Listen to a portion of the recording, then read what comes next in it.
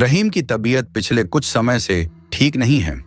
उसके मन में एक ही ख्याल आता है कि वह भूत कौन है, क्योंकि भूटानी उनके पास दीपाली बौद्धि के रूप में आई थी। क्योंकि अपनी इच्छा पूरी होने के बाद उन्होंने कहा कि यह खुशी उन्हें जिंदगी में कभी नहीं मिली, यह उन्हें मरने के बाद मिली है। मुझे वह मिल गया जिससे मैं प्यार करता था।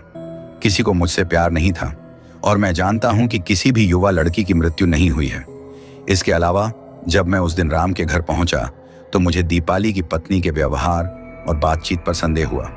जैनो दीपाली बॉडी ये सब जानती है, लेकिन उस दिन दिवाली बॉडी कैसी थी? दीपाली बॉडी इंसान है या कुछ और? नहीं, मैं तो यही सोच रहा हूं।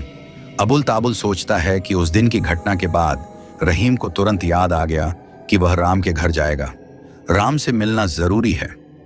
रहीम तुरंत राम के घर चला गया। इस बीच राम ने दीपाली से कहा कि वह आज अपनी मौसी के घर जाएगा और शायद रात हो जाएगी। यदि बहुत देर हो गई तो वह आज वापस नहीं आएगा। रात को सोने से पहले जैनो कमरे का दरवाजा और खिड़की बंद कर देती है। यह कहकर राम चले जाते हैं।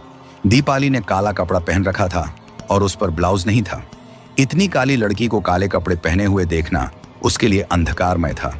उसी समय रहीम ने आकर राम को पुकारा कि राम, तुम कहाँ हो? फिर दीपाली बोली, अरे रहीम भाई, आप आ गए, अंदर आ जाओ। राम अभी बाहर गया है और शीघ्र ही वापस आ जाएगा। रहीम ने कहा तो मैं चला जाऊंगा। जब राम आए तो मैं उनसे मिलने आया। दीपाली कहती है, रहीम भाई, अगर आपका दोस्त आएगा और सुनेगा कि आप आए थे लेकिन बिना आए ही चले गए तो वह गुस्सा हो जाएगा।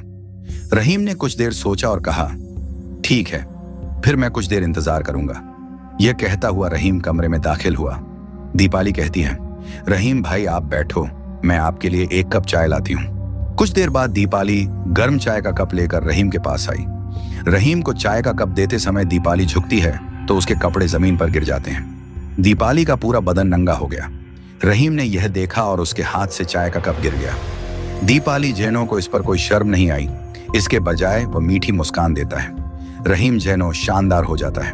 फिर रहीम दीपाली से कहता है, मुझे लगता है मुझे चले जाना चाहिए। यह सुनकर दीपाली को बहुत गुस्सा आता है। उसकी आंखों में आग लग रही थी।